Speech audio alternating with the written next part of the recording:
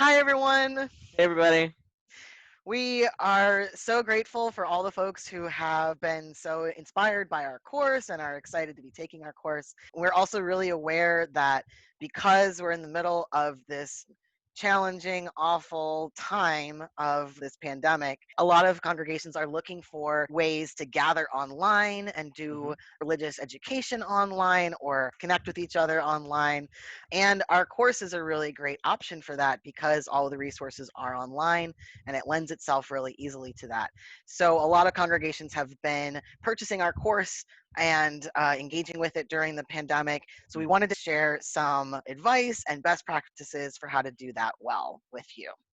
Also, this is a really great time for congregations and groups that purchased the course in the past, perhaps last year or the year before, to think about running it again with a different group and engaging more people in your congregation around this content. Absolutely. It's a meaningful thing to take a pause and to get real and to get clear about the moment we're in right now. This is a really difficult time, right? With folks and their families being impacted directly by COVID, with people losing work or needing to care for kids during what would have been school time, Hmm. general fear and uncertainty about how we move through this time together collectively as a wider community, as a country, as a world. And people are not operating at their usual capacity. And that makes a lot of sense these days. If that's you, you're not alone. Now is not the time to stress about time and timing or participation, right? Everyone is doing what they can when they can. So we're encouraging everyone to have some grace and put a lot of care of the community first when planning these opportunities for learning. Absolutely. What we don't want to see happen is congregations that are just trying to do things the way they always would have just online, right? We That's have to right. really take the time to adapt and to meet the needs of this moment. hmm So keep Absolutely. that in mind as you're planning to engage with online learning during Yeah. this time. Yeah. So, when it comes to running our course, Trans Inclusion in Congregations, during the pandemic, it does work really well virtually because the fact that all the materials are online.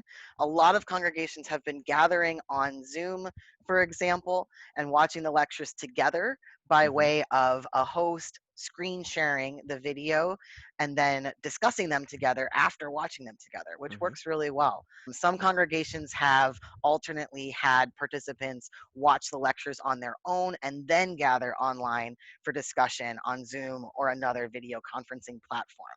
hmm A really great option is to actually offer the chance for people to do either.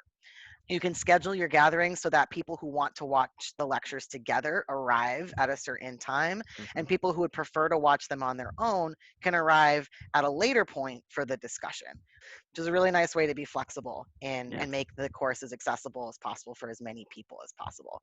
Right. It's also a really great idea to schedule discussions at several different times to create more options for people to participate. So, for example, our UU congregation in Gainesville, Florida has decided to do one screening slash discussion in the afternoon and another screening slash discussion in the evening every hmm Wednesday so that people with different schedules can participate, which is an Yeah. awesome way to do this. Yeah. So, that's a good thing to think about. hmm Discussion groups work best when there isn't a huge group, right? Particularly online. So if you have more than 10 people, consider splitting people into small groups for discussion. If you're all together at the same time on Zoom, you could use the breakout room function for part of the discussion and then make time at the end for the whole group to come back together and report back. If you screen the videos for participants, make sure to send people the supplemental materials and resources for each lecture. They can be engaged with before or after viewing the lectures. They really do inform the course. Mhm. It's also important to think about, in the context of the content of this course, the fact that this moment that we are in is forcing us to try new things. Hmm. And that is uncomfortable and that is frustrating at times. It's Yes. there's some grief, there's some loss Hmm. associated with not being able to gather in person and not have worship services in person, all of this. And at the same time, there's also possibility and That's right. creativity and this really incredible embrace of doing new things because we have to. What's great is that the ultimate goal of the course is to give participants the tools and the frameworks for culture shift. And so this can really be a generative time to be having that conversation Right. because of the fact that shift and change is all around us.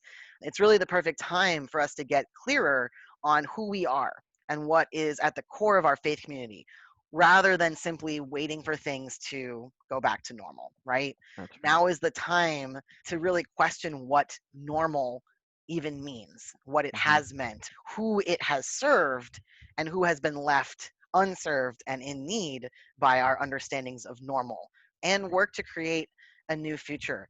Disability activist Mia Mingus has said, if we get this right, we'll never Hmm. go back to normal. Hmm. And so Hmm. part of engaging in our course is engaging in that conversation as well. So we really encourage you to lean into that and to lean into the possibilities of this moment while we also make space for grief and loss and all of the emotions that are coming up right now. Yeah, that's absolutely right. I heard someone very recently say, let's not look back toward normal, but move forward toward better. You Yes. know, let's definitely do that in this moment, particularly thinking about the vast numbers of people who are already struggling, who are already struggling to find a faith community, a spiritual home, a congregation. Think about the ways in which folks who are already struggling to find home, but might actually feel really comfortable engaging congregations, spiritual communities online. This could be a really critical and beautiful moment to reimagine what welcome is and can be for you. And so we hope that everything that you learn in this course will help inform that, not just for this moment, but for all time, really. Absolutely. So definitely get in touch with us with any questions that you may have. And we can also come and do any sort of follow up workshop or service in a workshop after you engage in the course to help broaden and deepen the work. The work is deeply meaningful and important, especially now. And so we're excited that you're taking the course, that you're interested in taking the course, and if there are any ways that we can help support that, we hope that everything that you're learning here in this video will help you do that, and definitely reach out to us if you have any additional thoughts or questions. Thanks, everyone. Take care, everyone.